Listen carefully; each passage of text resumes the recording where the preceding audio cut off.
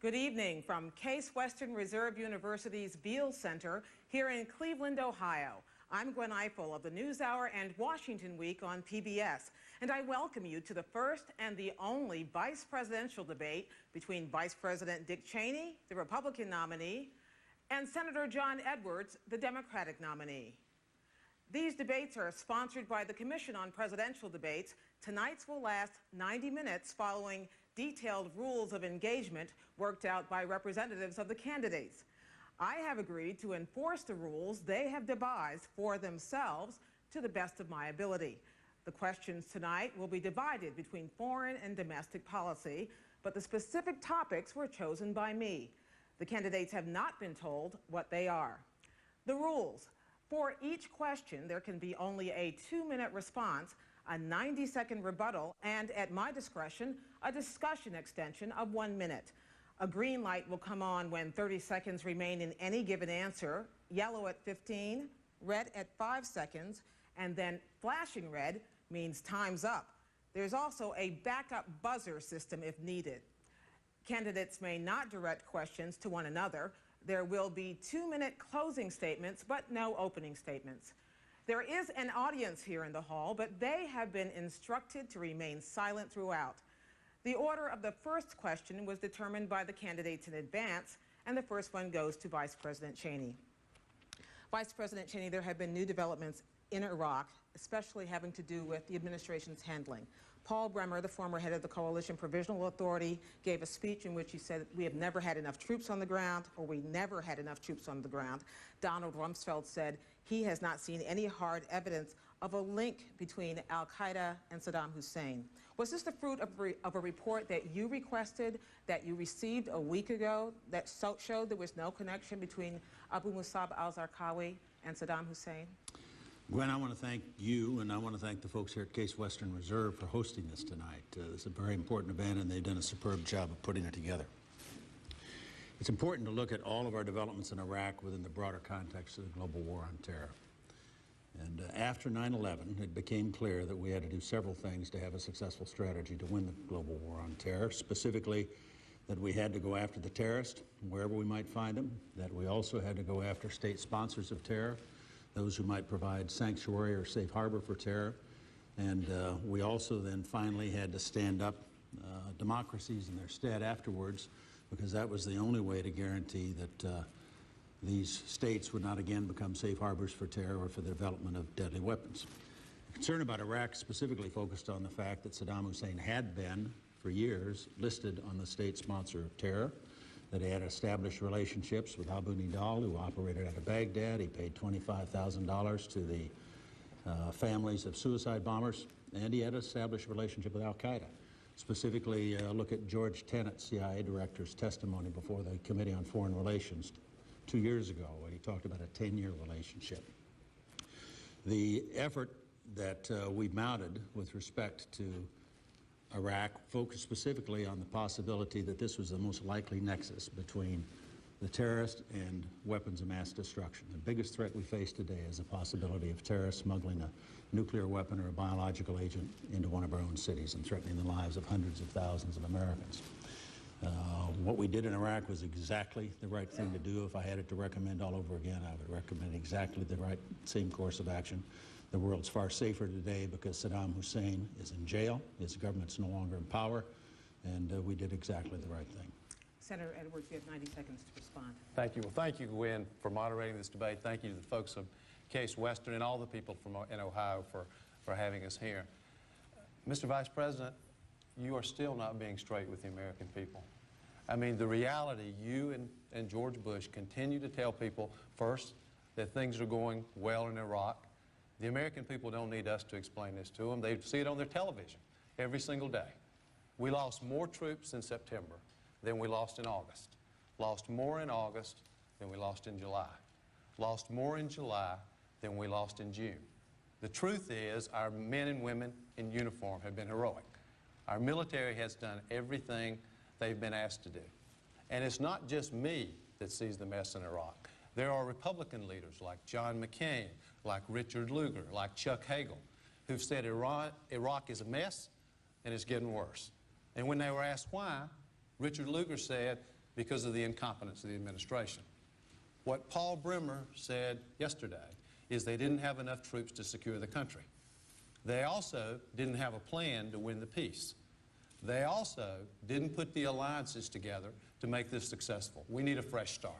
We need a president who will speed up the training of the Iraqis, get more staff in for doing that. We need to speed up the reconstruction so the Iraqis see some tangible benefit. We need a new president who has the credibility, which John Kerry has, to bring others into this effort. Would you like 30 seconds to respond, Mr. I would. Vice President? We've made significant progress in Iraq. We've stood up a new government that's been in power now only 90 days. The notion of additional troops is talked about frequently, but the point of success in Iraq will be reached when we have turned governance over to the Iraqi people. They've been able to establish a democratic government. They're well on their way to doing it. They'll have free elections next January for the first time in history. We also are actively, rapidly training Iraqis to take on the security responsibility. Those two steps are crucial to success in Iraq. They're well in hand, well underway, and I'm confident that, in fact, we'll get the job done. You have 30 seconds. Yes, Mr. Vice President, there is no connection between the attacks of September 11th and Saddam Hussein. The 9/11 Commission has said it. Your own Secretary of State has said it. And you've gone around the country suggesting that there is some connection. There's not. And in fact, the CIA is now about to report that the connection between al-Qaeda and Saddam Hussein is tenuous at best. And in fact, the Secretary of Defense said yesterday that he knows of no hard evidence of the connection. We need to be straight with the American people. Time for a new question, but the same topic. This time to you, Senator Edwards. You and Senator Kerry have said that the war in Iraq was the wrong war at the wrong time. Does that mean that if you had been president and vice president, that Saddam Hussein would still be in power? Here's what it means. It means that Saddam Hussein needed to be confronted. John Kerry and I have consistently said that. It's why we voted for the resolution. But it also means it needed to be done the right way. And doing it the right way meant that we were prepared, that we gave the weapons inspectors time to find out what we now know, that in fact there were no weapons of mass destruction, that we didn't take our eye off the ball, which are al-Qaeda, Osama bin Laden, the people who attacked us on September the 11th. Now remember, we went into Afghanistan, which by the way was the right thing to do. That was the right decision. And our military performed terrifically there. But we had Osama bin Laden cornered at Tora Bora. We had the 10th Mountain Division up in Uzbekistan available. We had the finest military in the world on the ground. And what did we do? This is the man who masterminded the greatest mass murder and terrorist attack in American history. And what did the administration decide to do? They gave the responsibility of capturing or killing Osama bin Laden to Afghan warlords who just a few weeks before had been working with Osama bin Laden. Our point in this is not complicated. We were attacked by al-Qaeda and Osama bin Laden. We went into Afghanistan, and very quickly, the administration made a decision to divert attention from that and instead to begin to plan for the invasion of Iraq.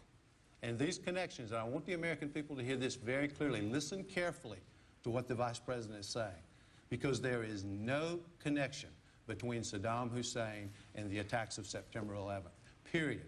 The 9/11 Commission has said that's true. Colin Powell has said it's true.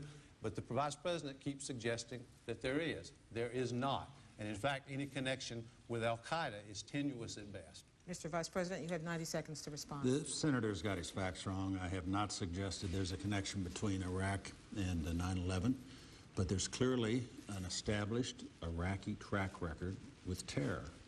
And the point is that that's the place where you're most likely to see the terrorists come together with weapons of mass destruction, the deadly technologies that Saddam Hussein had developed and used over the years. The fact of the matter is, the big difference here, Gwen, is that they are not prepared to deal with states that sponsor terror. They've got a very limited view about how to use U.S. military force to defend America. We heard Senator Kerry say the other night that there ought to be some kind of global test before U.S. troops are deployed preemptively to protect the United States. That's part of a track record that goes back to the 1970s when he ran for Congress the first time and said troops should not be deployed without UN approval. Then in the mid-80s, he ran on the basis of cutting most of our major defense programs. In 1991, he voted against Desert Storm. It's a consistent pattern over time, of always being on the wrong side of defense issues. A little tough talk in the midst of a campaign or as part of a presidential debate cannot obscure a record of 30 years of being on the wrong side of defense issues, and they give absolutely no indication, based on that record, of being willing to go forward and aggressively pursue the war on terror with a kind of strategy that will work, that will defeat our enemies, and will guarantee that the United States doesn't again get attacked by the likes of al-Qaeda. We will return to that topic, but first I want to ask you, for 2 minutes, Senator Vice President Cheney, tonight we mentioned Afghanistan. We believe that Osama bin Laden is hiding perhaps in a cave somewhere along the Afghan-Pakistan border. If you get a second term, what is your plan to capture him and then to neutralize those who have sprung up to replace him? Gwen, we've never let up on Osama bin Laden from day one. We've actively and aggressively pursued him. We've captured or killed thousands of al-Qaeda, various places around the world, and especially in Afghanistan. We'll continue to very aggressively pursue him, and I'm confident eventually we'll get him.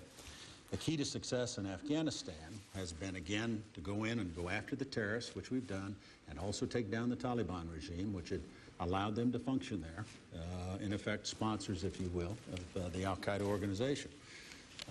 John Edwards, 2.5 years ago, 6 months after we went into Afghanistan, announced that it was chaotic, the situation was deteriorating, the warlords were about to take over.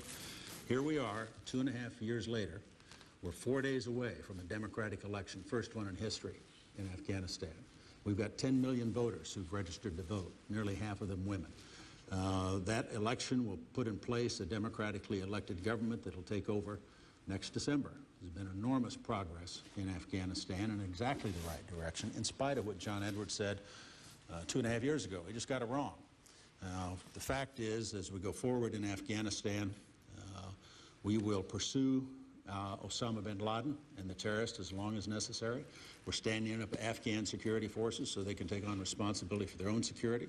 We'll keep U.S. forces there. We have about 16,000 there today, as long as necessary, to assist the Afghans in terms of dealing with their security situation. But they're making significant progress. We've got President Karzai is in power. They have done wonders, writing their own constitution for the first time ever.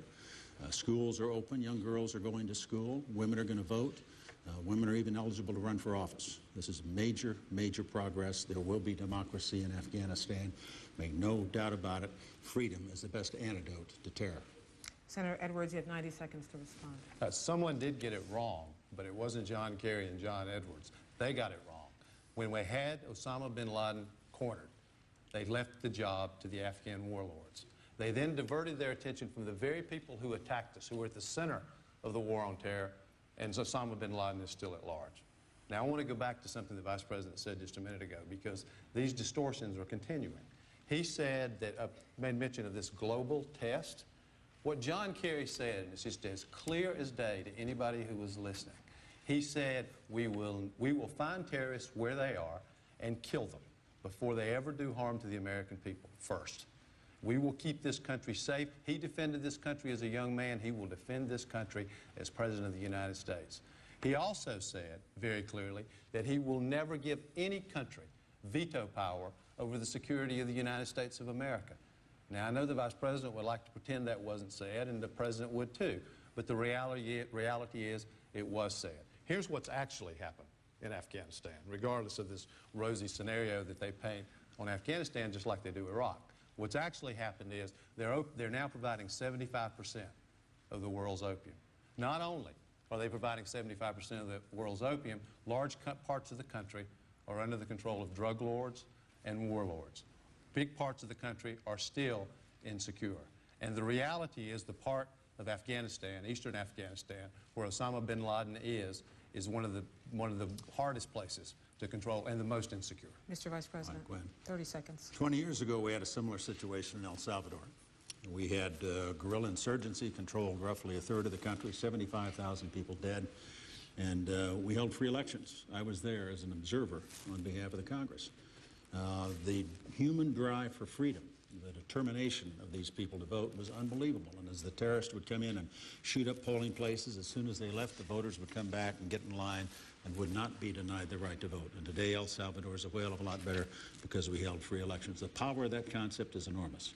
And it will apply in Afghanistan, and it will apply as well in Iraq. And the Vice President just said that we should focus on state sponsors of terrorism. Iran has moved forward with its nuclear weapons program. They're more dangerous today than they were 4 years ago.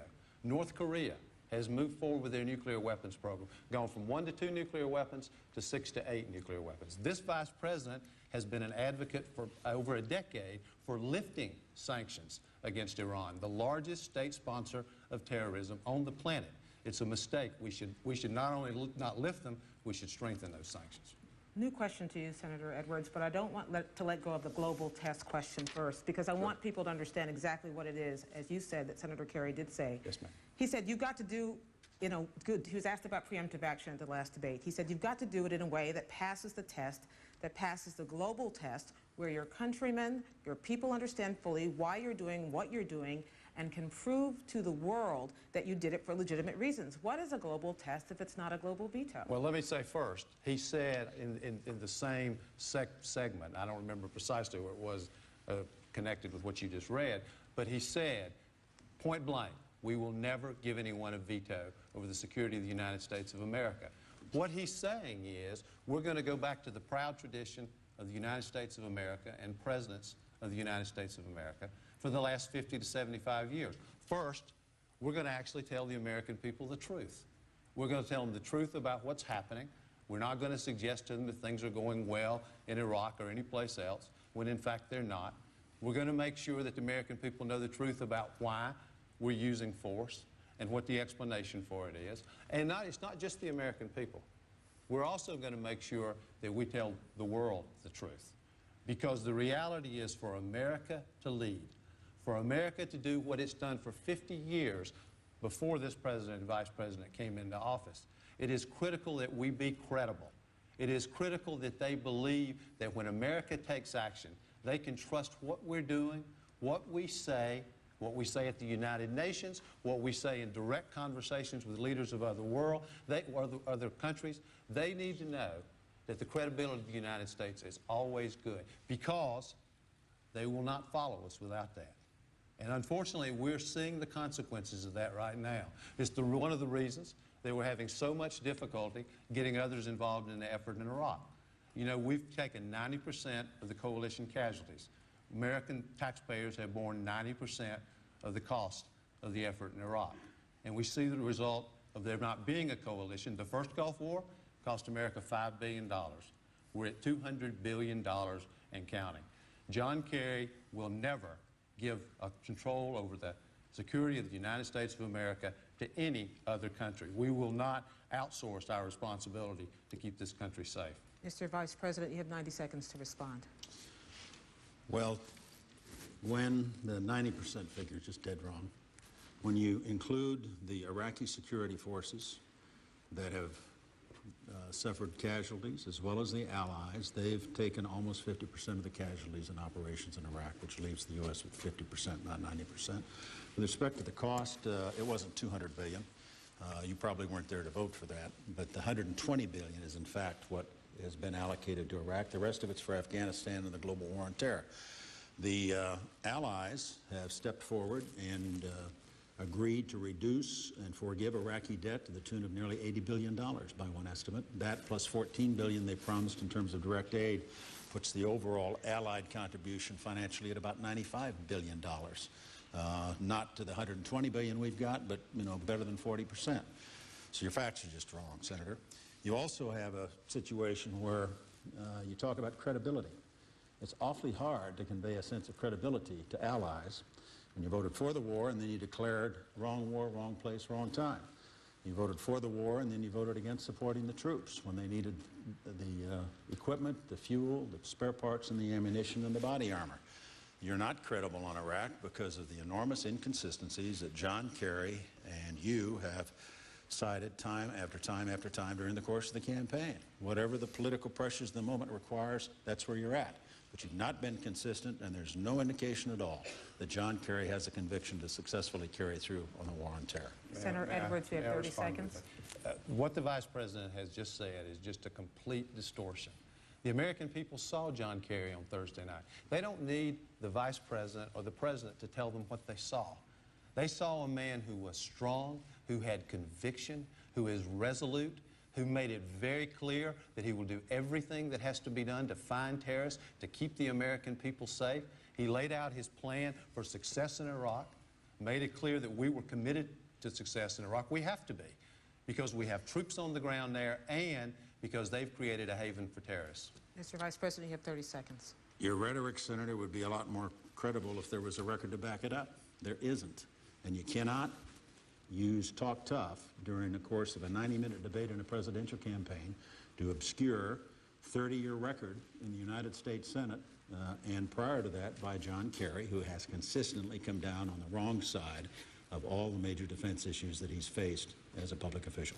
Mr. Vice President, a new question for you. You have 2 minutes to respond. When the President says that Senator Kerry is emboldening enemies, and you say that we could get hit again if voters make the wrong choice in November, are you saying that it would be a dangerous thing to have John Kerry as president?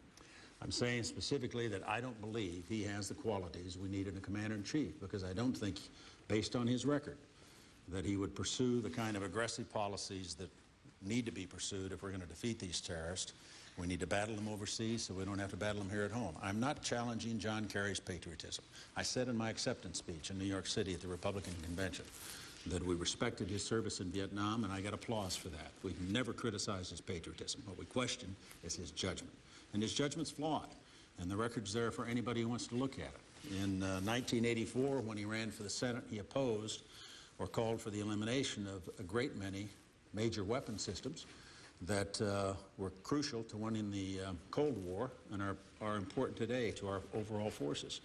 When Saddam Hussein invaded Kuwait and occupied it in 1990 and 91, he stood up on the floor of the Senate and voted against going in to liberate Kuwait and push Saddam Hussein back to Iraq. The problem we have is that if you look at his record, he doesn't display the qualities of somebody who has conviction.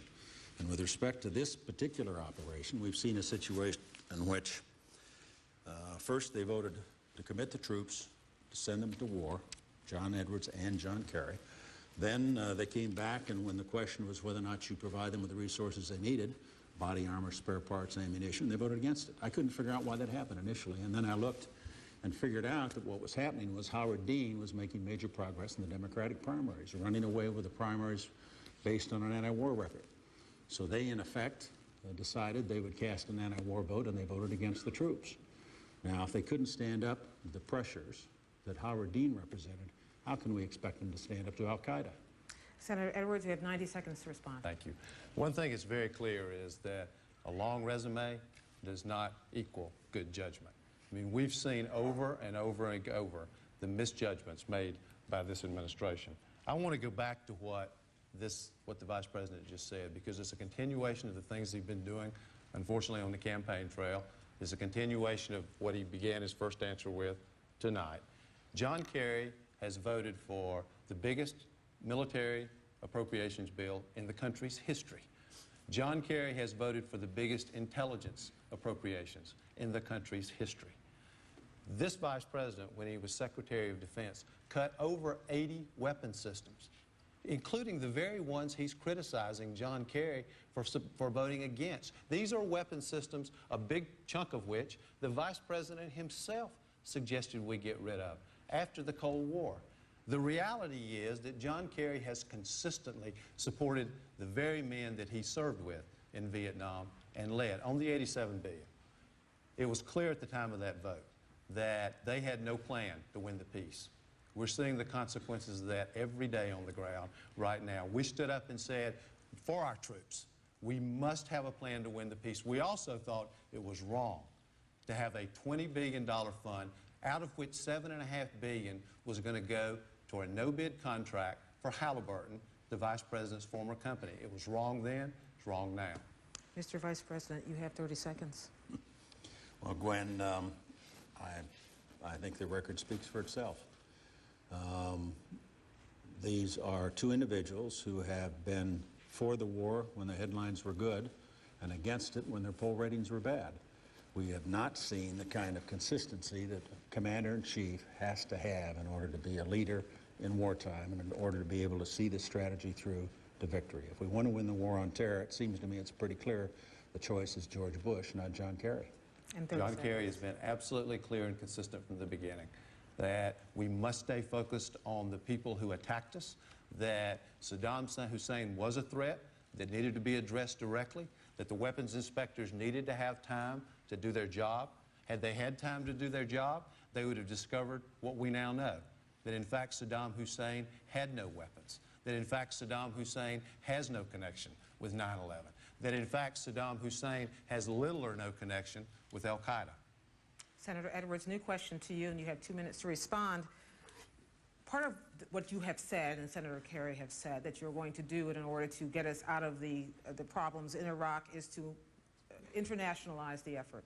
Yet French and German officials have both said they have no intention, even if John Kerry is elected, of sending any troops into Iraq for any peacekeeping effort. Does that make your effort or your plan to internationalize this effort seem kind of naive? Well, let's start with what we know. What we know is that the President and the Vice President have not done the work to build the coalition that we need. So dramatically different than the first Gulf War. We know that they haven't done it, and we know they can't do it. They didn't, by the way, just reject the Allies going in the lead up to the war. They also rejected them in the effort to do the reconstruction in Iraq. And that has consequences. What we believe is, as part of our entire plan for Iraq, and we have a plan for Iraq. They have a plan for Iraq too, more of the same. We have a plan for success, and that plan includes speeding up the training of a military. We have less than half of the staff that we need there to complete that training. Second, make sure that the reconstruction is sped up in a way that the Iraqis see some tangible benefit for what's happening. And by the way, if we need to, we can take Iraqis out of Iraq to train them. If it's not secure enough, it's so dangerous on the ground that they can't be trained there, we can take them out of Iraq for purposes of training. We should do whatever has to be done to train the Iraqis and to speed up that process. That works in conjunction with making sure the elections take place on time. Right now, the United Nations, which is responsible for the elections in January, has about 35 people there. Now, that's compared with a much smaller country like East Timor, where they had over 200 people on the ground. You need more than 35 people to hold an election in Cleveland, much less in Iraq. And they keep saying the election's on schedule, this is going to happen. The reality is we need a new president with credibility with the rest of the world and who has a real plan for success. Success breeds contribution, breeds joining the coalition. Not only that, I want to go back to what the Vice President said. He attacks us about the troops. They sent 40,000 American troops into Iraq without the body armor they needed. They sent them without the armored vehicles they needed. While they were on the ground fighting, they lobbied the Congress to cut their combat pay.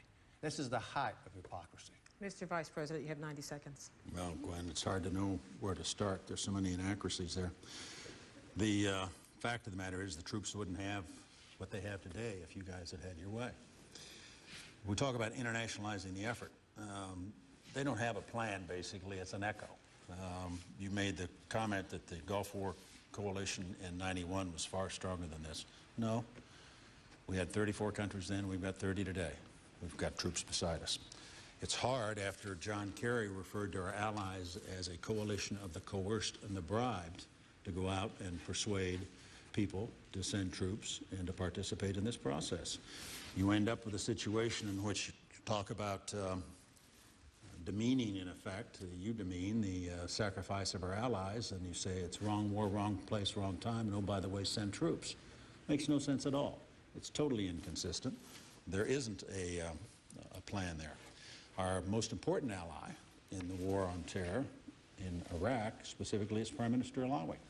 He came recently and addressed a joint session of Congress that I presided over with the Speaker of the House, and John Kerry rushed out immediately after his speech was over with, where he came and he thanked America for our contributions and our sacrifice and pledged to hold those elections in January, went out and demeaned him, criticized him, challenged his credibility. That is not the way to win friends and allies. You're never going to add to the coalition with that kind of attitude. Senator Edwards, 30 seconds. Thank you. The Vice President suggests that we have the same number of countries involved now that we had in the first Gulf War.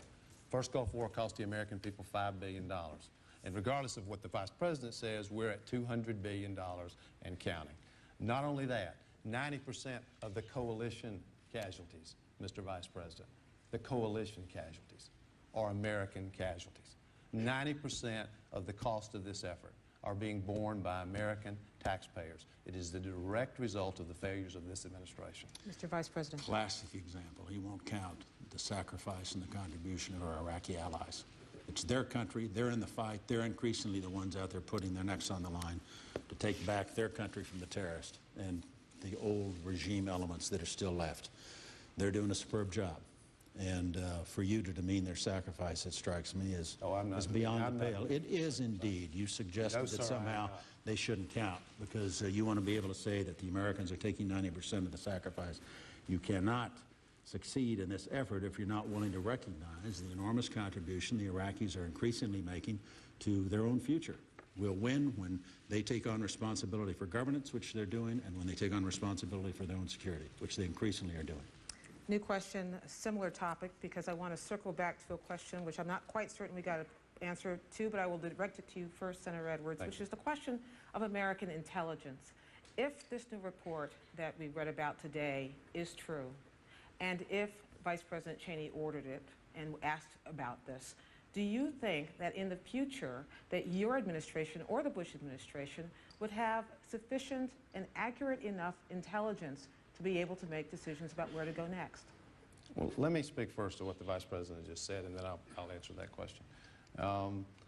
This, unfortunately, what the Vice President is telling people is inconsistent with everything they see every single day. It's a continuation of, well, there's a strong connection between al-Qaeda and Saddam Hussein. It's not true.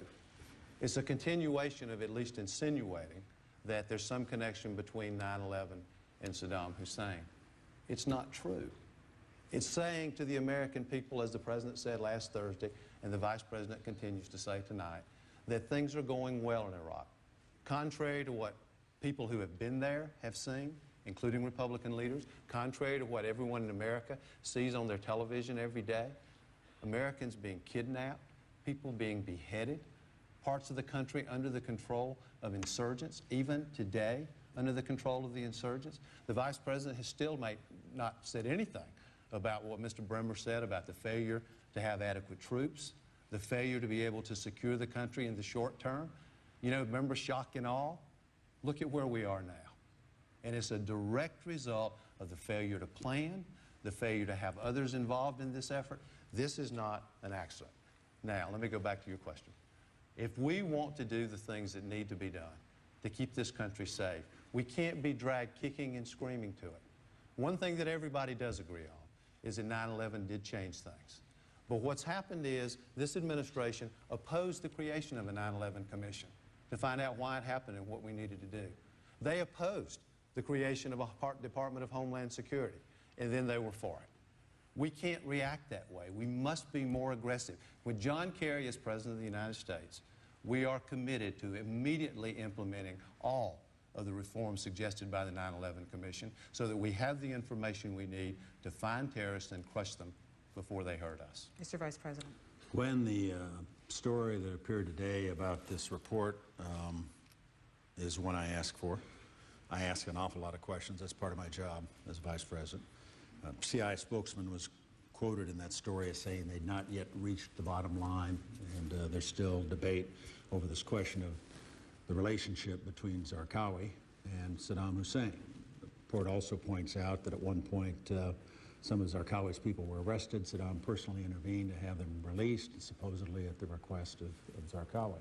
But let's look at what we know about Mr. Zarqawi. We know he was running a terrorist camp, training terrorists in Afghanistan prior to 9/11. We know that when we went into Afghanistan that he then migrated to Baghdad. He set up shop in Baghdad where he oversaw the poisons facility up at Kermal where the terrorists were developing ricin and other deadly substances to use. We know he's still in Baghdad today. He is responsible for most of the major car bombings that have killed or maimed thousands of people. He's the one you will see on the evening news beheading hostages. He is without question a bad guy. He is without question a terrorist. He was in fact in Baghdad before the war, and he's in Baghdad now after the war. The fact of the matter is that this is exactly the kind of track record we've seen over the years. We have to deal with Zarqawi by taking him out, and that's exactly what we'll do. Mr. Vice President, in June of 2000, when you were still CEO of Halliburton, you said that U.S. businesses should be allowed to do business with Iran because, quote, unilateral sanctions almost never work. After 4 years as Vice President now, and with Iran having been declared by your administration as part of the axis of evil, do you still believe that we should lift sanctions on Iran? No, I do not. And Gwen, at the time I was talking specifically about this question of unilateral sanctions. What happens when we impose unilateral sanctions is, unless there's a collective effort, then other people move in and take advantage of the situation, and you don't have any impact except to penalize American companies. We've got sanctions on Iran now. We may well want to go to the UN Security Council and ask for even tougher sanctions if they don't live up to their obligations under the International Atomic Energy Agency, a non-proliferation treaty. We've dealt with Iran differently than we have Iraq, partly because Iran has not yet, as Iraq did, violated 12 years of resolutions by the UN Security Council. We're working with the Brits and the Germans and the French, who've been negotiating with the Iranians. We recently were actively involved in a meeting of the Board of Governors of the International Atomic Energy Agency, and as I say, there'll be a follow-up meeting in November to determine whether or not Iran's living up to their commitments and obligations, and if they aren't, my guess is then the Board of Governors will recommend sending the whole matter to the UN Security Council for the application of international sanctions, which I think would be exactly the right way to go.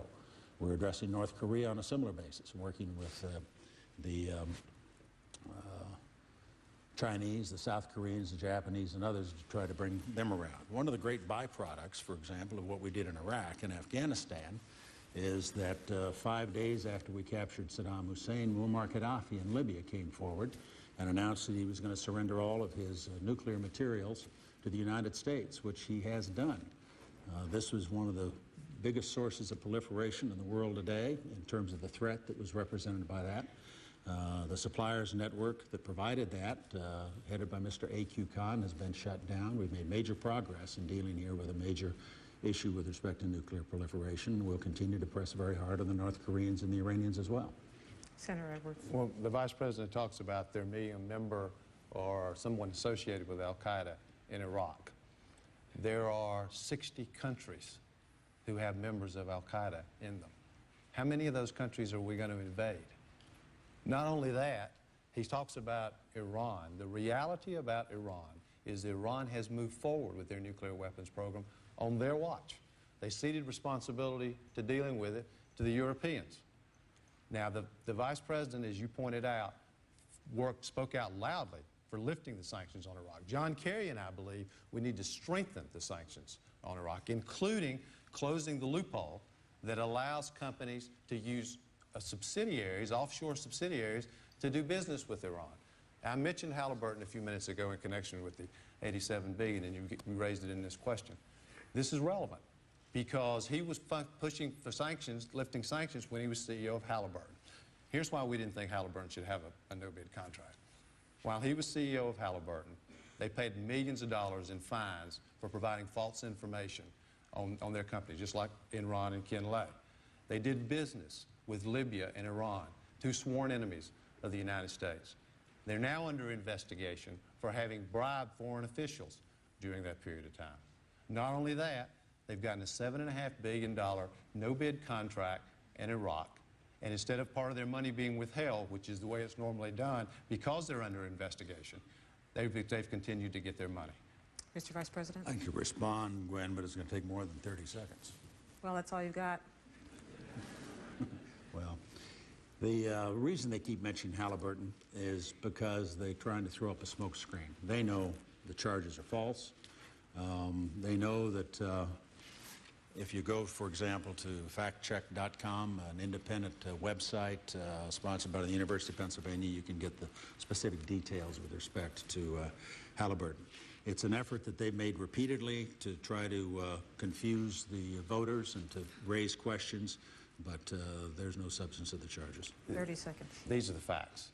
The facts are the Vice President's company that he was CEO of, that did business with sworn enemies of the United States, paid millions of dollars in fines for providing false financial information.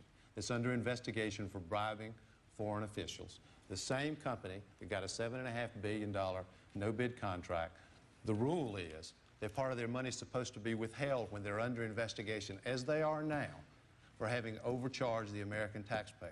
But they're getting every dime of their money. I'm happy to let voters make their own decision about this. Senator Edwards, as we wrap up the foreign policy part of this, I do want to talk to you about the Israeli-Palestinian conflict. Today, a senior member of Islamic Jihad was killed in Gaza.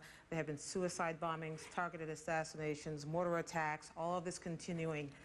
At a time when the United States seems absent in the peacemaking process, what would your administration do? First of all, do you agree that the United States is absent? Maybe you don't. But what would your administration do to try to resolve that conflict? Well, first of all, I do agree that we've been largely absent, not entirely absent, but largely absent from the peacemaking process over the last 4 years.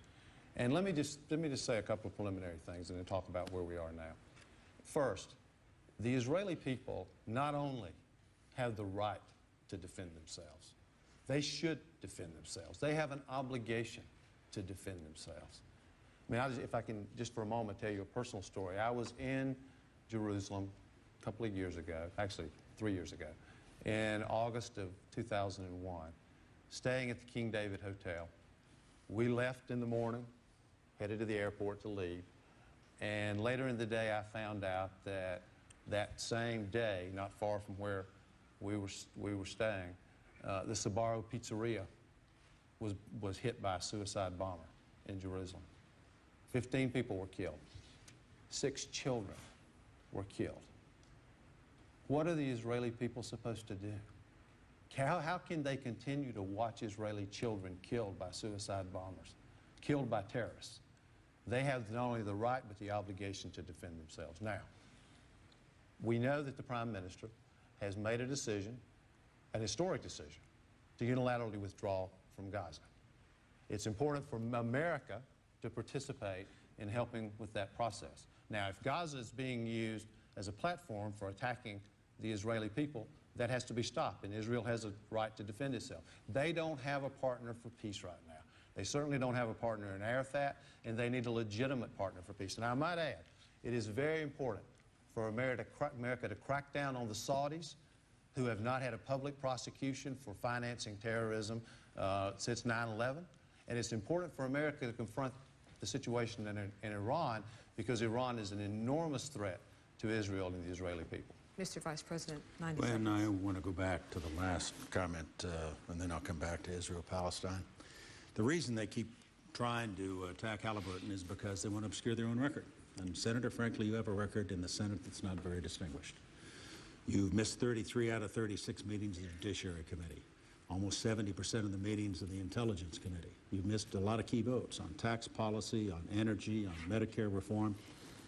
Your hometown newspaper has taken to calling you Senator Gone. You've got one of the worst attendance records in the United States Senate. Now, in my capacity as Vice President, I am the President of the Senate, the presiding officer. I'm up in the Senate most Tuesdays when they're in session. The first time I ever met you was when you walked on the stage tonight. With respect to Israel and Palestine, Gwen, the suicide bombers in part were generated by Saddam Hussein, who paid $25,000 to the families of suicide bombers. I personally think one of the reasons that we don't have as many suicide attacks today in Israel as we had in the past is because Saddam's no longer in business.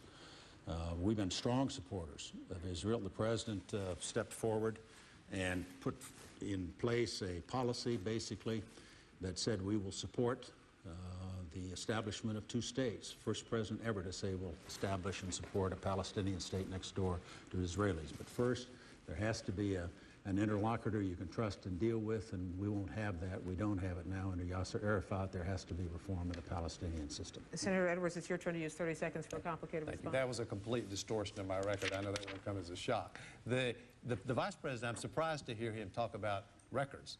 When he was one of 435 members of the United States House, he was one of 10 to vote against Head Start, one of 4 to vote against banning plastic weapons that can pass through metal detectors. He voted against the Department of Education. He voted against funding for Meals on Wheels for seniors. He voted against a holiday for Martin Luther King. He voted against a resolution calling for the release of Nelson Mandela in South Africa. It's amazing to hear him criticizing either my record or John Kerry's. 30 seconds. I think his record speaks for itself, and frankly, it's not very distinguished. In that case, we'll move on to domestic matters. And this question, I believe, goes to Vice President Cheney. The Census Bureau... It goes to Senator Edwards, doesn't it? It goes to Senator... it's to you. I just asked him about Israel, even though we didn't actually talk about it much. I can see the point. No, I did talk about it. Israel, he's the one who didn't talk about it. Mr. Vice President, the Census Bureau ranks Cleveland as the biggest poor city in the country, 31% jobless rate. You two gentlemen are pretty well off. You did well for yourselves in the private sector. What can you tell the people of Cleveland or people of cities like Cleveland that your administration will do to better their lives? Well, Gwen, there are several things that I think need to be done and are being done. We've, of course, been through a difficult recession and then the aftermath of 9/11, where we lost over 1 million jobs after that attack. But we think the key is to address some basic fundamental issues that the President's already working on. I think probably the most successful thing we can do with respect to ending poverty is to get people jobs. There's no better antidote to poverty than a good, well-paying job that allows somebody to take care of their own family. To do that, we have to make America the best place in the world to do business. And that means we've got to deal effectively with tax policy. We've got to reduce the litigation costs that's built into our society. We've got to provide adequate medical care and make certain that we can, in fact, create the opportunities that are vital to that process. I zero in particular on education. I think the most important thing we can do is have a first-class public school system. I'm a product of public schools. And the President, his first legislative priority was the No Child Left Behind Act. It was the first piece of legislation we introduced. We got it passed that first summer on a bipartisan basis. We even had Ted Kennedy on board for the effort. And it does several things. It establishes high standards. It, at the same time, sets up a system of testing with respect to our school system so we can establish accountability to parents and make certain that they understand how well their students are doing and they have the opportunity to move students out of poorly performing schools to good schools. It strikes me that that is absolutely the heart of what needs to be done from the standpoint of education. It's also important as we go forward in the next term, we want to be able to take what we've done for elementary education and move it into the secondary education. It's working. We've seen reports now of a reduction in the achievement gap between the majority students and minority students. We're making significant progress. Senator Edwards, you have 90 seconds. When your question was about jobs? It was about jobs and it was about poverty. I thought it was about jobs and poverty. I hope we get a chance to talk about education, but that's what the Vice President talked about. Here's what's happened. In the time that they have been in office, in the last 4 years, 1.6 million private sector jobs have been lost. 2.7 million manufacturing jobs have been lost. And it's had real consequences in places like Cleveland. Cleveland's a wonderful, distinguished city that's done a lot of great things, but it has the highest poverty rate in the country. 1 out of almost 2 children in Cleveland are now living in poverty. During the time that the Vice President and the President have been in office, 4 million more Americans have fallen into poverty. And what the most striking and startling thing is they are the first presidency in 70 years. And I'm talking Democrats, Republicans, presidents who led us through World War, through the Korean War, the Vietnam War, Cold War. Every one of them created jobs until this president. We have to do better. We have a plan. We're going to get rid of tax cuts. By the way, they're for outsourcing jobs. I want to make sure people hear that. It's a fundamental difference with us. The administration says over and over that the outsourcing of millions of American jobs is good. We're against it. We want to get rid of tax cuts for companies sending jobs overseas. We want to balance this budget, get back to fiscal responsibility, and we want to invest in the creative, innovative jobs of the future. Mr. Vice President. Gwen, we've got 111 million American taxpayers that have benefited from our income tax cuts. We've got 33 million students who benefited from No Child Left Behind. We've got 40 million seniors who benefited from the reform of the Medicare system. The Democrats promised prescription drug benefits for years. They've run on that platform. They never got it done. The President got it done. We also dropped 5 million people totally off the federal income tax rolls, so they no longer have to pay any federal income tax at all. So the story, I think, is a good one, and the data he's using is old data. It's from 2003. It doesn't include any of the gains that we've made in the last years. We've added 1.7 million jobs to the economy. 30 seconds. The Vice President and President like to talk about their experience on the campaign trail. Millions of people have lost their jobs. Millions have fallen into poverty. If family incomes are down while the cost of everything is going up, medical costs up the highest they've ever been over the last 4 years. We have this mess in Iraq. Mr. Vice President, I don't think the country can take 4 more years of this kind of experience. This next question goes to you, Senator Edwards. Senator Kerry said in a recent interview that he absolutely will not raise taxes on anyone who earns under $200,000 a year. How can he guarantee that and also cut the deficit in half, as he's promised? Because we will do what they've not done. You know, if you look at what's happened over the last 4 years, we have gone from a $5 trillion projected surplus when George Bush took office to a $3 trillion projected deficit. They promised they were going to put $2 trillion of the surplus aside from Social Security. Not done. Not only that, it's the biggest fiscal turnaround in American history. And there's no end in sight. The Washington Post just reported they have several $1 trillion of additional tax cuts and spending. No suggestion of what they're going to do about it. John Kerry and I believe we have a moral responsibility not to leave trillions of dollars of debt to our children and our grandchildren. So here's what we're going to do, to answer your question. To pay for the things that we believe need to be done. I hope we get a chance to talk about health care and also about education, because we have plans on both those subjects.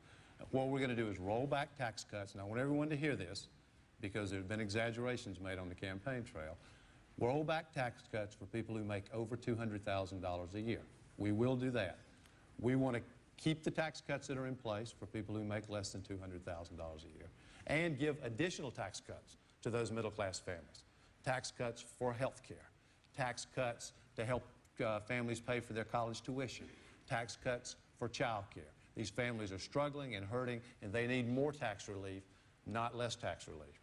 But to help get us back on the path to a balanced budget, we also want to get rid of some of the bureaucratic spending in Washington. One of the amazing things that's happened is they've actually layered on more supervisory people at the supervisory level in this government.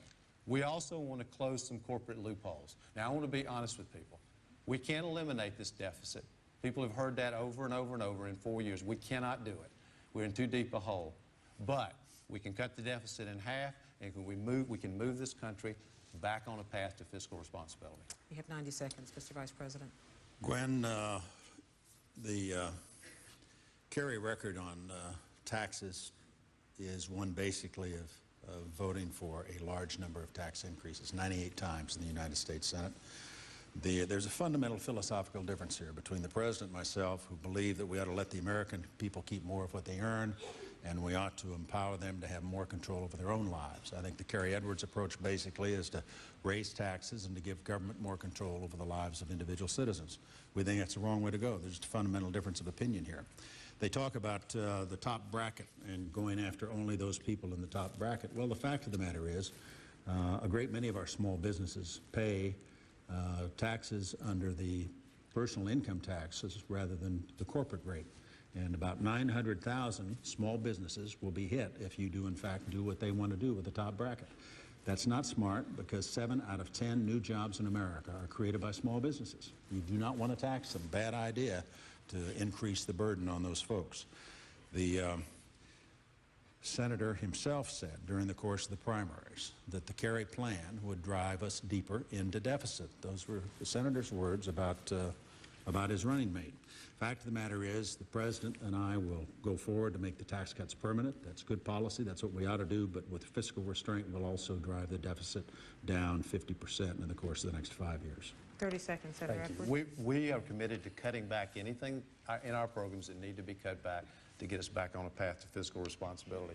John Kerry, Mr. Vice President, has voted or co-sponsored over 600 times tax cuts for the American people. Over 600 times. And there is a philosophical difference between us and them. We are for more tax cuts for the middle class than they're for, have been for the last 4 years. But we are not for more tax cuts for multimillionaires. They are. And it is a fundamental difference in what we think needs to be done in this country. You have 30 seconds, Mr. President. Yesterday, the President signed an extension of the middle-class tax cuts, the 10% bracket, the marriage penalty relief, and the increase in the child tax credit. Senators Kerry and Edwards went even there to vote for it when it came to final passage. Next question goes to you, Mr. Vice President. I want to read something you said 4 years ago at this very setting. Freedom means freedom for everybody. You said it again recently when you were asked about legalizing same-sex unions, and you used your family as an experience, your family experience as a context for your remarks. Can you describe then your administration's support for a constitutional ban on same-sex unions?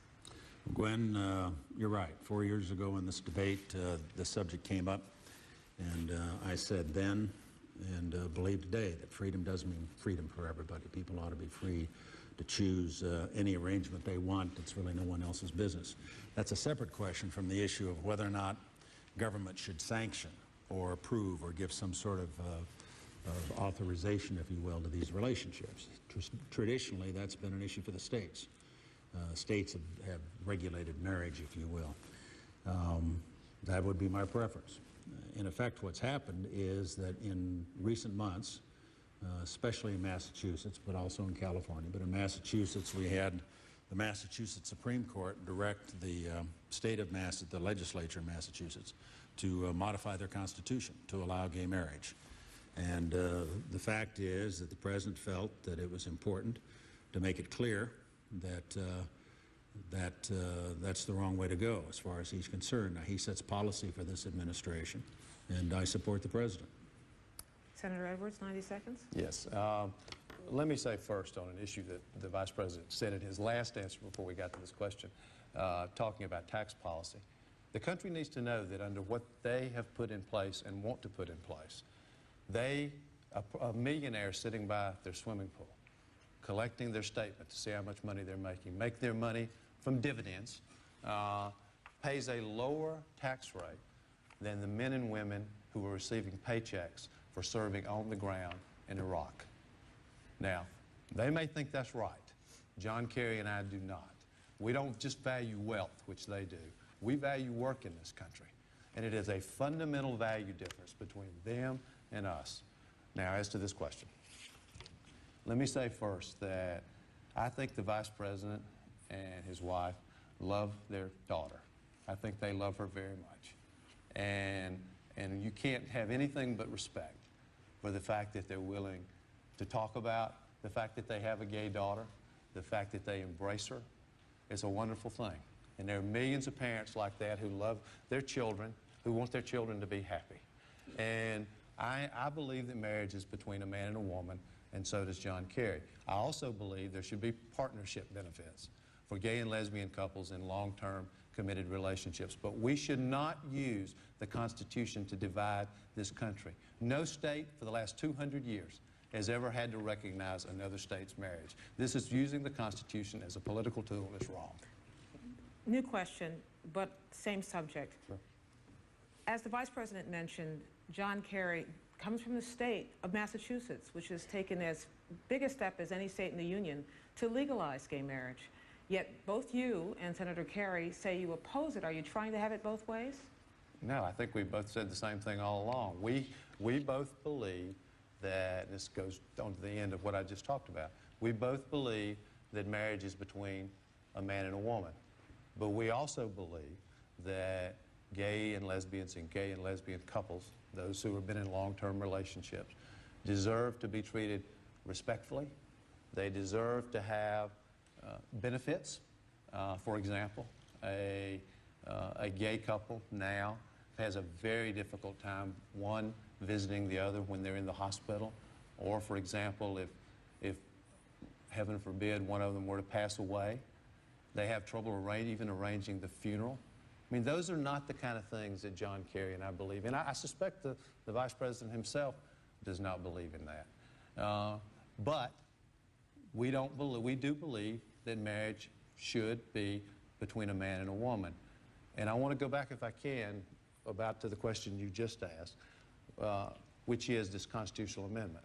I want to make sure people understand that the President is proposing a constitutional amendment to ban gay marriage that is completely unnecessary. Under the law of this country for the last 200 years, no state has been required to recognize another state's marriage. Let me just be simple about this. My state of North Carolina would not be required to recognize a marriage from Massachusetts, which you just asked about. There is absolutely no purpose in the law and in reality for this amendment. It's nothing but a political tool, and it's being used in an effort to divide this country on an issue that we should not be dividing America on. We ought to be talking about issues like health care and jobs and what's happening in Iraq, not using an issue that divides this country in a way that's solely for political purposes. It's wrong. Mr. Vice President, you have 90 seconds.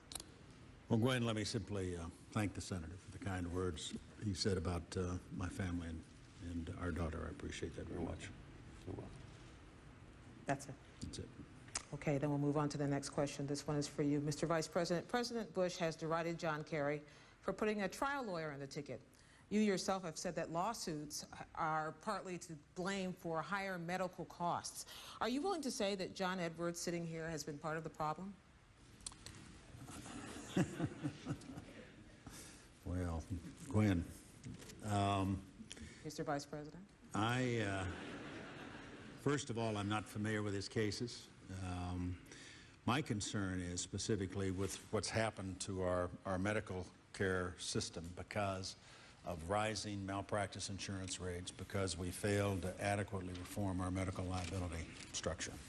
I was in New Mexico the other day. I met with a group of OB/GYN docs, and they were deeply concerned because they were fearful that there'd be another increase in malpractice insurance rates as a result of what they believe are frivolous lawsuits, and that would put them out of business. One doctor indicated that her rates have gone up so much that she's now to the point where she is screening patients. She won't take high-risk patients anymore because of the danger that will generate a lawsuit, and a lawsuit will put her out of business. This has had a devastating impact on a lot of communities. My home state of Wyoming, we've lost the top insurer, malpractice insurance in the state. The rates for a general practitioner have gone from $40,000 a year to $100,000 a year for an insurance policy. We think this has a devastating impact on the quality of health care. As I say, high-risk patients don't get covered anymore. We've lost 1 out of 11 OB/GYN practitioners in the country. We think it can be fixed, needs to be fixed. Now, specifically, what we need to do is cap non-economic damages, and we also think you need to limit the awards that the trial attorneys take out of all of this. Over 50% of the settlements go to attorneys and for administrative overhead. We passed medical liability reform through the House of Representatives. It's been blocked in the Senate. And Senator Kerry's voted 10 times against medical liability reform, and I don't believe Senator Edwards supports it either, not the kind that would be meaningful. Senator Edwards? Yes. Well, let me say, first of all, I'm proud of the work I did on behalf of kids and families against big insurance companies, big drug companies, and big HMOs. We do have too many lawsuits, and the reality is there's something that we can do about it. John Kerry and I have a plan to do something about it. We want to put more responsibility on the lawyers to require, before a case of malpractice, which the Vice President just spoke about, have the case reviewed by independent experts who determine the case is serious and meritorious before it can be filed, hold the lawyers responsible for that, to certify that, and hold the lawyer financially responsible if they don't do it, have a 3 strikes and you're out rule, so that the lawyer who files 3 of these cases without meeting this requirement loses their right to file these cases. That way we keep the cases out of the system that don't belong in the system. They talk about frivolous cases. We believe cases that don't belong in the system should never be in the system. But we don't believe that we should take away the rights of people like Valerie Lakey, who was a young girl who I represented, 5 years old, severely injured for life on a defective swimming pool drain cover. It turns out the company knew of 12 other children who had either been killed or severely injured by the same problem. They hid it. They didn't tell anybody. They could have fixed it with a 2-cent screw. That's wrong. John Kerry and I are always going to stand with the Valerie Lakeys of the world and not with the insurance companies. Senator Edwards, new question to you, same topic. Do you feel personally attacked when Vice President Cheney talks about liability reform and tort reform, and the President talks about having a trial lawyer in the ticket? Am I personally attacked? I think the truth is that what they're doing is talking about an issue that really doesn't have a great deal to do with what's happening with medical costs in this country, which I think is a very serious issue. And I would be the first to say that the Vice President described a few minutes ago problems with malpractice premiums. That's true, it's real. It's very real. I mean, what doctors talk about is very serious, and they're getting squeezed from both sides. I mean, because they have trouble getting reimbursed, first of all, for the care that they provide, you know, from the government or from healthcare companies. And on the flip side, their malpractice costs are going up. That's very real, which is why we have proposed a plan to keep cases out of the system that don't belong there. But it's very important to put this in context, because in context, everything they're proposing, according to the bipartisan Congressional Budget Office, amounts to about half of 1% of health care costs in this country. Half of 1%. We have double-digit inflation in health care costs. We've seen the largest rise in medical costs in the last 4 years in the country's history, $3,500 nationally. And nobody who's watching this debate needs me to explain this to them. They know it. Medicare premiums up 17% on their watch. Again, largest increase in Medicare premiums in the history of Medicare. We think we have a plan to keep cases that don't belong in the system out, but we also do what they haven't done. 5 million Americans have lost their health care coverage, medical costs skyrocketing. We have a serious health care plan to bring down costs for everybody, to cover millions more Americans, and to actually stand up to drug companies and insurance companies, which this administration has been unwilling to do. Mr. Vice President. Ms. Gwen, we think lawsuit abuse is a serious problem in this country. We think badly need tort reform. I was in Minnesota the other day where I visited an aircraft manufacturing plant. Great success story. This is a company that started 20 years ago with nothing. Today they're the second leading producer of piston-driven aircraft in the country.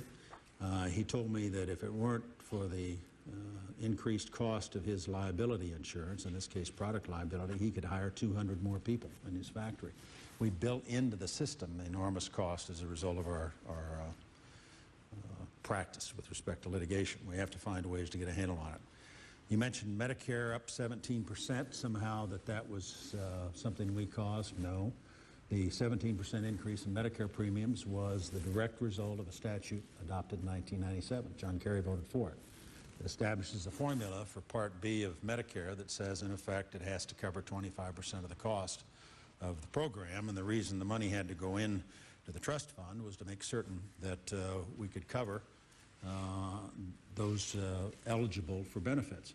While you were in private practice of law and as a senator, you had the advantage of a special tax loophole, Subchapter S Corporation, which you set up so you could avoid paying $600,000 in Medicare taxes that would have gone into the fund. And it's those kinds of loopholes that necessitate a premium increase under the law that was enacted in 1997, supported by John Kerry. You have 30 seconds to respond. Well, first of all, I've paid all the taxes that I owe. When the Vice President was CEO of Halliburton, they took advantage of every offshore loophole available. They had multiple offshore companies that were avoiding taxes. Those are the kind of things we ought to be closed. They ought to be closed. They ought to be closed for anybody. They ought to be closed whether they're personal, and they ought to be closed whether they apply to a corporation. But the reality is health care costs are going up every day for the American people, and I hope we're going to get a chance to talk more about health care. 30 seconds, Mr. Vice President. We've done a lot to reduce the cost of health care. The Medicare drug benefit that we'll be providing to seniors beginning in 2006 will provide upwards of $1,300 a year to help them buy prescription drugs. The drug savings, drug discount card that's now available saves an estimated 15 to 30% off the cost of prescription drugs for senior citizens.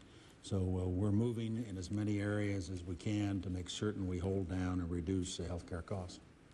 I will talk to you about health care, Mr. Vice President. You have 2 minutes, but in particular, I want to talk to you about AIDS, and not about AIDS in China or Africa, but AIDS right here in this country, where black women between the ages of 25 and 44 are 13 times more likely to die of the disease than their counterparts. What should the government's role be in helping to end the growth of this epidemic? Well, this is a great tragedy, Gwen, when you think about the enormous cost here in the United States and around the world of the AIDS epidemic, pandemic, really. Millions of lives lost, millions more infected and facing a very bleak future. In some parts of the world, we've got the entire sort of productive generation has been eliminated as a result of AIDS. All that's left are old folks and kids. Nobody to do the basic work that runs an economy. The President's been deeply concerned about it. He has moved and proposed and gotten through the Congress authorization for $15 billion to help in the international effort, to be targeted in those places where we need to do everything we can through a combination of education as well as providing the kinds of medicines that will help people control the infection. Here in the United States, we made significant progress. I had not heard those numbers with respect to African American women. I was not aware that it was that severe an epidemic there, because we have made progress in terms of the overall rate of AIDS infection, and I think primarily through a combination of education and public awareness, as well as the development as a result of research of drugs that allow people to live longer lives even though they are infected. Obviously, we need to do more of that. Senator Edwards, you have 90 seconds. Yes, well, first, with respect to what's happening in Africa and Russia and other places around the world, the Vice President spoke about the $15 billion for AIDS. John Kerry and I believe that needs to be doubled. And I might add, on the first year of their commitment, they came up significantly short of what they had promised. We probably won't get a chance to talk about Africa. Let me just say a couple of things. The AIDS epidemic in Africa, which is killing millions and millions of people, and is a frightening thing, not just for the people of Africa, but also for the rest of the world. That, combined with the genocide that we're now seeing in Sudan, are two huge moral issues for the United States of America, which John Kerry spoke about eloquently last Thursday night. Here at home, we need to do much more. And the Vice President spoke about doing research, making sure we have the drugs available, making sure that we do everything possible to have prevention. But it's a bigger question than that. You know, we have 5 million Americans who've lost their health care coverage in the last 4 years. 45 million Americans without health care coverage.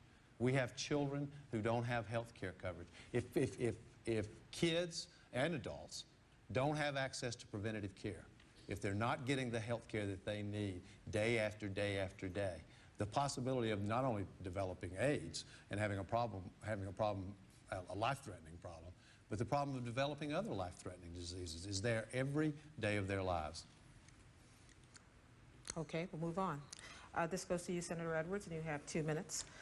10 men and women have been nominees of their party since 1976 to be vice president. Out of those 10, you have the least government of any of them. What qualifies you to be a heartbeat away?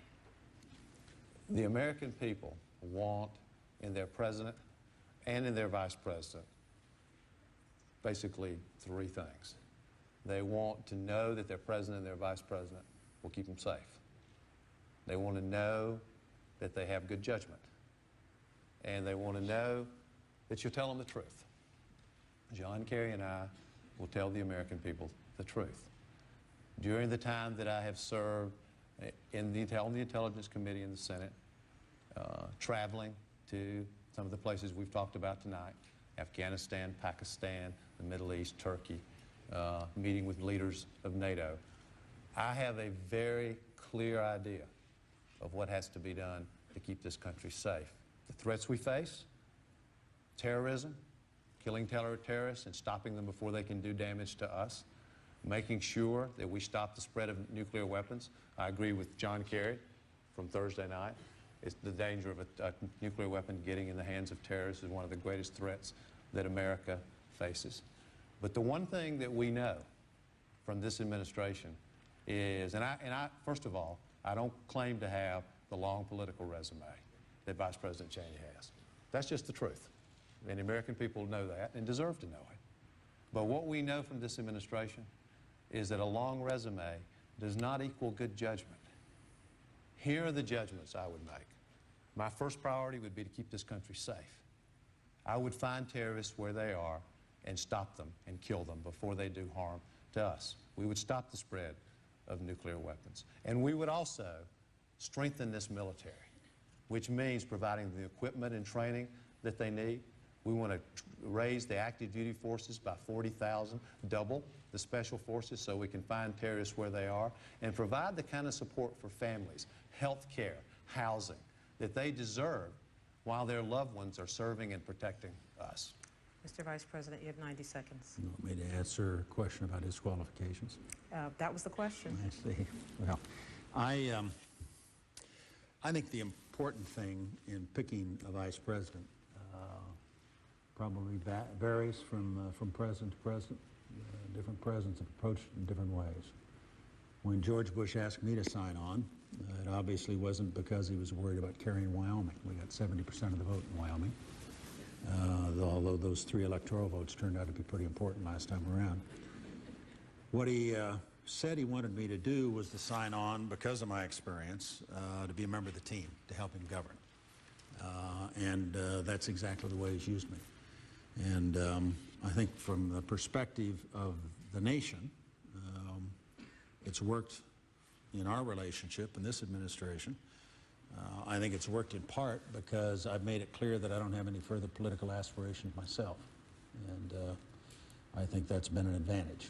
I think it allows the president to know that my only agenda is his agenda. I'm not worried about what some precinct committeemen in Iowa were thinking of me with respect to the next round of caucuses in 2008. It's a very significant responsibility when you consider that at a moment's notice you may have to take over as President of the United States and make all those decisions. It's happened several times in our history, and I think that probably is the most important consideration in picking a vice president, somebody who could take over. You have 30 seconds if you'd like to. Actually, the most important thing I've learned from this process is what I now know about John Kerry. I knew him before, I know him better now. The one candidate who's led troops in battle.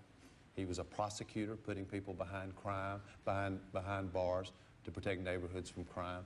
Fought for 100,000 cops on the street, went with John McCain to Vietnam to find out what happened to our POWs. And the American people saw for themselves on Thursday night the strength, resolve, and backbone that I myself have seen in John Kerry. He is ready to be Commander-in-Chief. Mr. Vice President, you have 30 seconds. Well, I clearly believe that George W. Bush should be a better commander-in-chief. He's already done it for 4 years, and he's demonstrated without question the conviction, the vision, the determination to win this war against terror. He understands it's a global conflict that reaches from the United States all the way around the globe to Jakarta. And those very special qualities are vital in a commander-in-chief, and I think the president has them, and I'm not at all convinced his opponent does. Mr. Vice President, picking up on that, you both just sang the praises of the tops of your ticket without mentioning them by name at all. Explain to us why you are different from your opponent. Starting with you, Mr. Vice President. Why I am different from John Edwards. Well, in some respects, I think probably there are more similarities than there are differences in our personal story. I don't talk about myself very much, but I've heard Senator Edwards, and as I listen to him, I find some similarities. I come from relatively modest circumstances. My grandfather never even went to high school. I'm the first in my family to graduate from college. I carried a ticket in the International Brotherhood of Electrical Workers for 6 years. I've been laid off, been hospitalized without health insurance. So I have some idea of the problems that people encounter. So I think the personal stories are, in some respects, surprisingly similar. With respect to how we've spent our careers, I obviously made a choice for public service.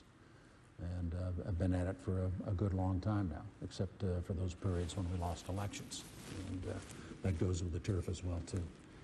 I'm absolutely convinced that the threat we face now, the idea of a terrorist in the middle of one of our cities with a nuclear weapon, is very real, and that we have to use extraordinary measures to deal with it. I feel very strongly that the significance of 9/11 cannot be underestimated. It forces us to think in new ways about strategy, about national security, about how we structure our forces, and about how we use U.S. military power. Some people say we should wait until we are attacked before we use force. I would argue we've already been attacked. We lost more people on 9/11 than we lost at Pearl Harbor. And I'm a very strong advocate of a very aggressive policy of going after the terrorists and those who support terror. Senator Edwards, you have 90 seconds. Mr. Vice President, we were attacked, but we weren't attacked by Saddam Hussein. And one thing that John Kerry and I would agree with you about is that it is... You just used John Kerry's name.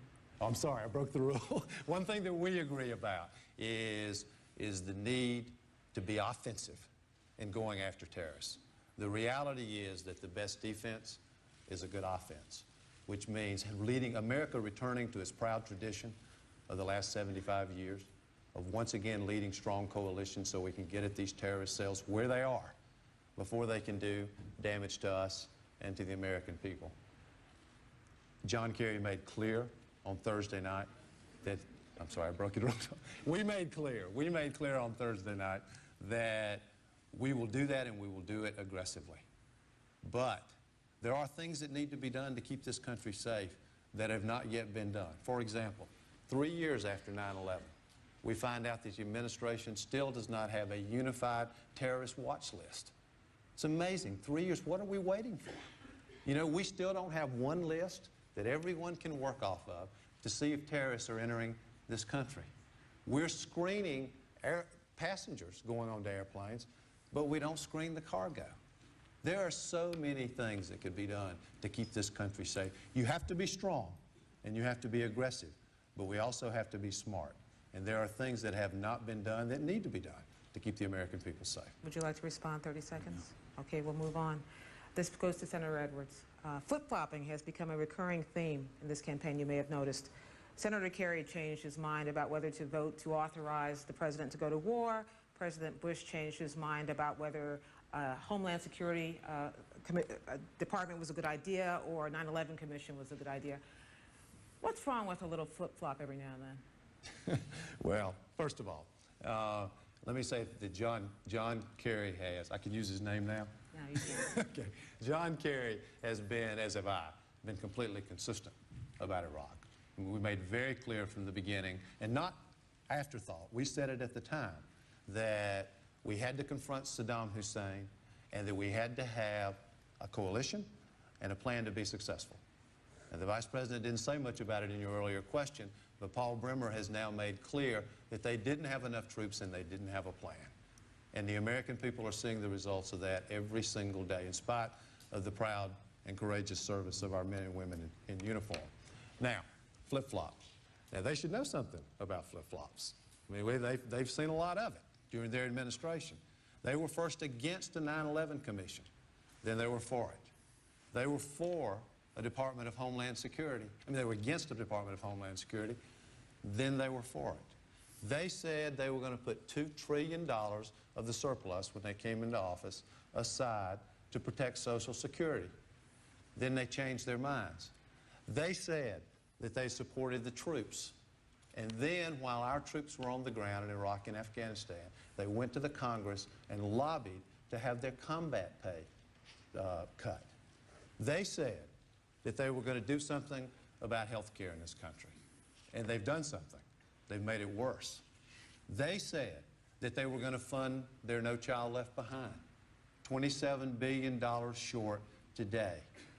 Over and over, this administration has said one thing and done another. This president said, I listened to him the other night in the 2000 debate, saying, I'm for a national patient's bill of rights. I know something about this. John McCain and Senator Kennedy and I wrote it, got it passed in the Senate. We don't have a patient's bill of rights because of one man today, the President of the United States. They've gone back and forth. Mr. Vice President. Well, Gwen, I can think of a lot of words to describe Senator Kerry's position on Iraq. Consistent's not one of them. I think if you look at the record from voting for sending the troops, then voting against the resources they needed when they got there, then saying I actually voted for the $87 billion before I voted against it, saying in response to a question, knowing everything I know now, yes, I would have cast exactly the same vote, and then shortly after that saying wrong war, wrong place, wrong time. Consistency doesn't come to mind as I consider that record. The question of troops is an interesting and an important one. We have looked to our commanders on the ground in Iraq for guidance on what they think they need. If they need more troops, they'll ask us. But the key here is not to try to solve the problems in Iraq by putting in more American troops. The key is to get the Iraqis to take on the responsibility for their own security. That's exactly what we're doing.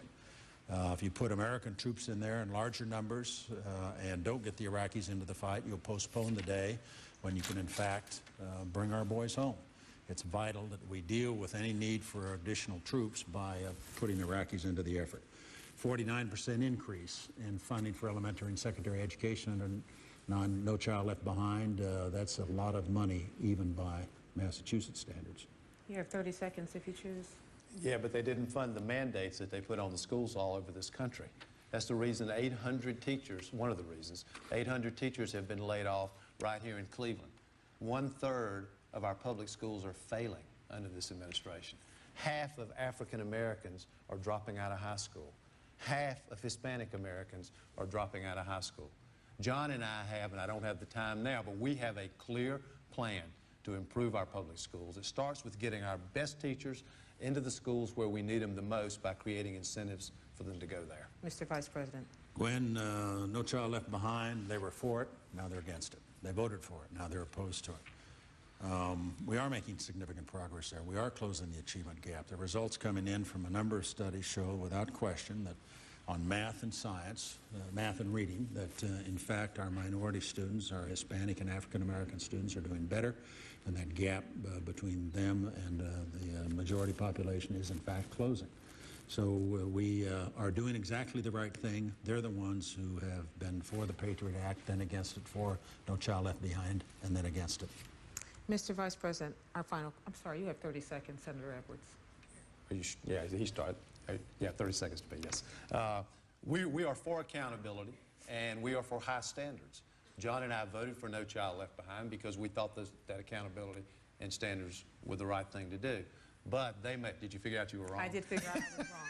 Well, in fairness, if you feel like you need to go to him, Well, I do, because we're actually on the final question. I apologize for giving you an extra 15 seconds there. I go now to Vice President Cheney.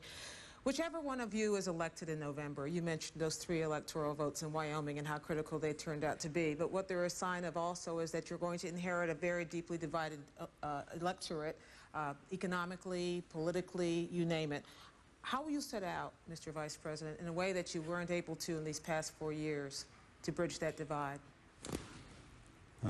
Well, I must say it's one of the disappointments of the last 4 years is that we've not been able to do what the President did in Texas, for example, when he was able to reach across the aisle and bring Democrats along on major issues today. We had some success early on, I think, in No Child Left Behind, when we in fact had broad bipartisan support. We had a lot of support for the Patriot Act when we passed that on a bipartisan basis. Now we're seeing objections to that by the other side. All I know is to continue to try to work it. It's a disappointment in the sense that I remember from my earlier service when things worked much differently. When in fact some of my best friends in the Congress were people I worked with, like Tom Foley, who was a majority leader and later Speaker of the House. One of my strongest allies in Congress when I was Secretary of Defense was Jack Murtha, a Democrat who was chairman of the Defense Appropriations Subcommittee. We used to be able to do more together on a bipartisan basis than seems possible these days. I'm not sure exactly why. I think in part it may be the change in the majority-minority status in the House and Senate has been difficult for both sides to adjust to. And the Senate, of course, has been very evenly divided, 50-50, then 51-49, then 49-51 the other way. We'll keep working at it. I think it's important for us to try. I believe that it is essential for us to do everything we can to garner as much support from the other side of the aisle as possible. We've had support, we even had in our keynote address at our convention was delivered by Zell Miller. So there are some Democrats who agree with our approach. And hopefully in a second term we'll see an improvement along those lines.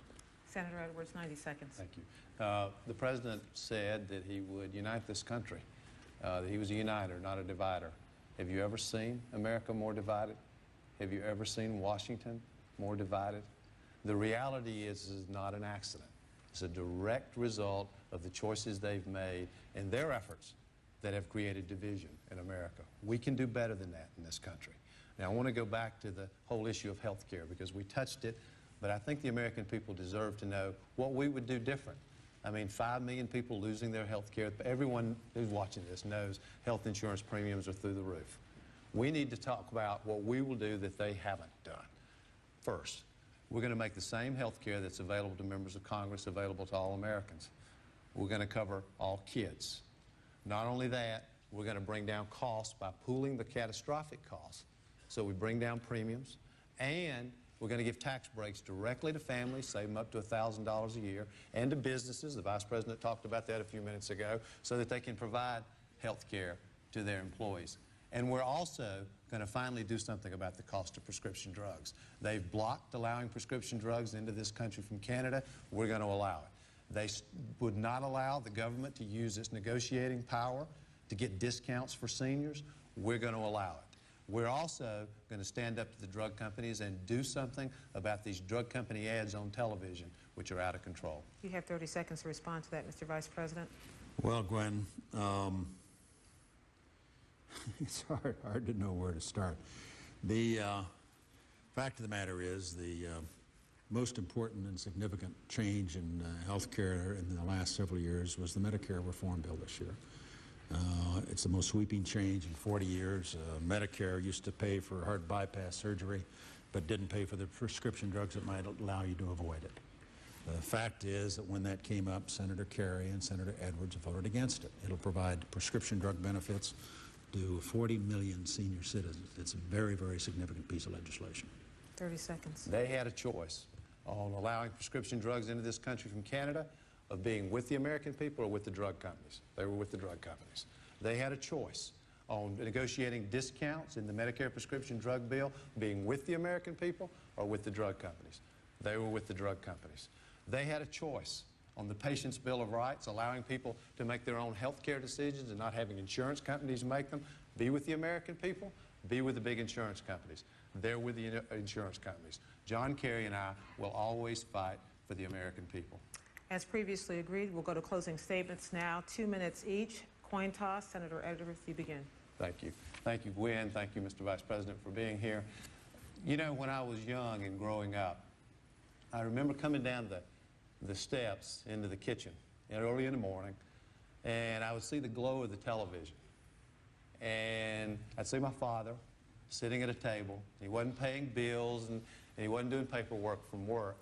What he was doing was learning math on television. Now, he didn't have a college education, but he was doing what he could do to get a better job in the mill where he worked. I was proud of him. I'm still proud of him. And I was also hopeful because I knew that I lived in a country where I could get a college education. Here's the truth.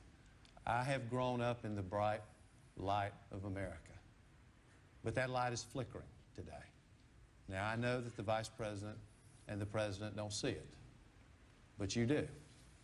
You see it when your incomes are going down and the cost of everything, college tuition, health care, is going through the roof. You see it when you sit at your table each night and there's an empty chair because a loved one is serving in Iraq or Afghanistan. What they're going to give you is 4 more years of the same. John Kerry and I believe that we can do better. We believe in a strong middle class in this country. That's why we have a plan to create jobs, getting rid of tax cuts for companies outsourcing your jobs. Give tax cuts to companies that will keep jobs here in America. It's why we have a health care plan. It's why we have a plan to keep you safe and to fix this mess in Iraq. The truth is that every 4 years you get to decide. You have the ability to decide where America is going to go. John Kerry and I are asking you to give us the power to fight for you, to fight to keep that dream in America that I saw as a young man alive for every parent sitting at that kitchen table. Vice President Cheney. Gwen, I want to thank you. It's been a privilege to serve as your Vice President these last 4 years and to work alongside President Bush to put our economy on an upward path. We've cut taxes, added 1.7 million new jobs in the last year, and will continue to provide opportunities for business and for workers. We won't be happy until every American who wants to work can find a job. We believe that all Americans ought to have access to medical care, and that they ought to have access to the finest schools in the world. We'll do everything we can to preserve Social Security and to make certain that it's there for future generations. I've worked for 4 presidents and watched 2 others up close, and I know that there's no such thing as a routine day in the Oval Office. We saw on 9/11 that the next decision a president has to make can affect the lives of all of us. Now we find ourselves in the midst of a conflict unlike any we've ever known, faced with the possibility that terrorists could smuggle a deadly biological agent or nuclear weapon into the middle of one of our own cities.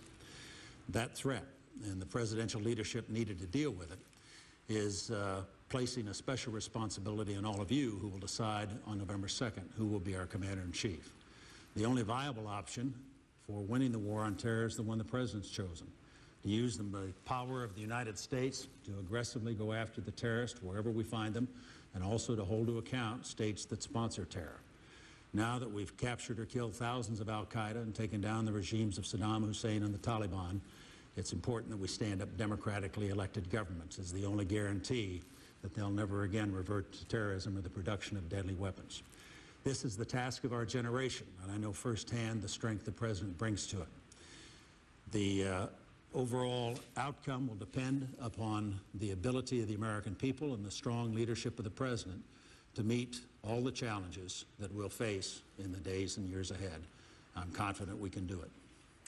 And with that, we come to the end of tonight's debate. On behalf of the Commission and the candidates, I'd like to extend a special thank you to the students and administration here at Case Western Reserve University.